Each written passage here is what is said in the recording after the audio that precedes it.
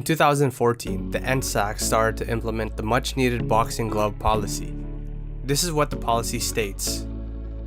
The promoter will be emailed by NSAC a list of approved gloves. All gloves, including custom-made gloves for contestants involved in main event, championship fights, and special event matches, must have their gloves inspected and approved by NSAC. The promoter or representative, or the manufacturer, must deliver multiple factory-sealed gloves to the NSAC at least 3 days prior to the event.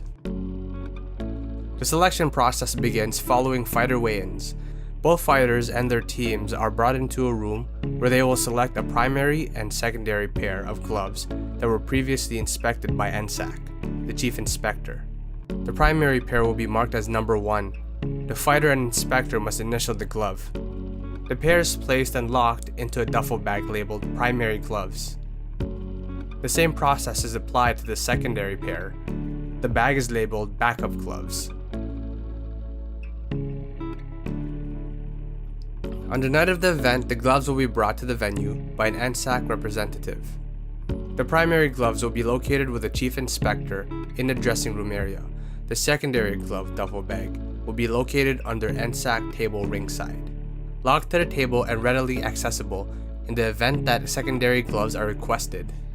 All gloves will be in the care and custody of the NSAC until they are issued. Gloves will be issued to the fighter after the hands are wrapped and when the fighter is prepared to put the gloves on. Under no circumstances will anyone from the fighter camp massage, manipulate, or work the gloves to soften up the pad or any other portion of the glove. Do gloves really matter? The quick answer is yes, but there's a lot we can go over. Boxing gloves protect the hand along with hand wraps. They help prevent wrist injuries, fractures, and broken hands. Of course, this means more punches can be thrown due to a padded fist. Padding also reduces the risk of facial injuries. No bone-on-bone contact means less cuts, but more brain-damaging shots could be dished out and taken. In most cases in professional boxing, fighters weighing 147 pounds and under must wear 8-ounce boxing gloves. Those who weigh over 147 must wear 10-ounce gloves. This 2-ounce difference may seem small, but it can make a difference in punching speed, power, and defense. The type of glove may be the most important factor. Just like fighters have different styles, there are also different types of gloves that may suit a specific fighter. Here are a few widely known professional boxing gloves used today.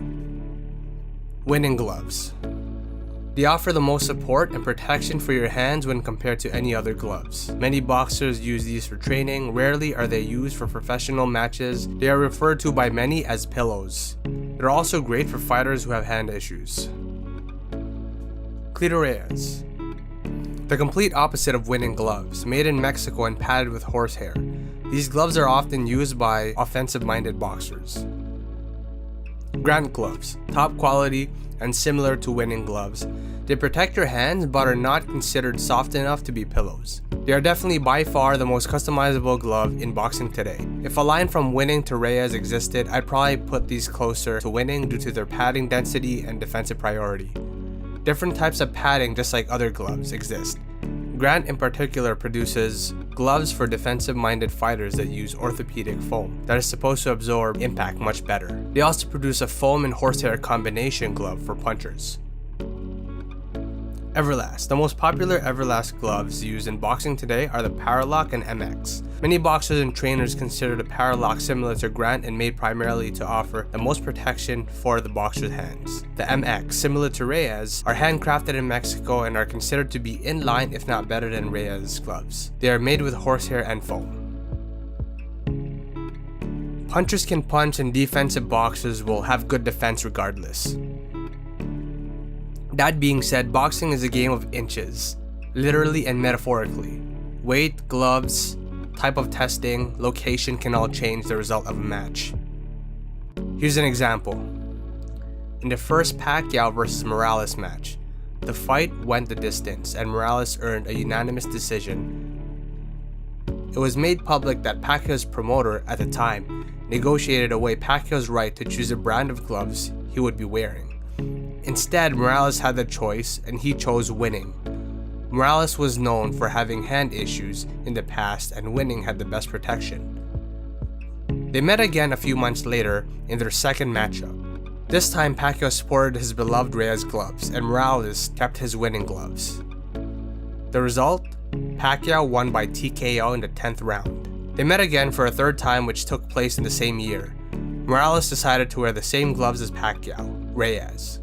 Pacquiao won by knockout in the 3rd round. Of course, there are other variables that affected the outcome of all 3 matches, glove selection being one of them. What makes horsehair padded gloves a puncher's glove? And why are gloves constructed primarily out of foam considered to be the choice for defensive fighters or fighters with hand issues? The difference is that foam compresses and forms back into its original state. Padding compiled of horsehair compresses on impact. However, it doesn't completely go back to its original state, it's malleable.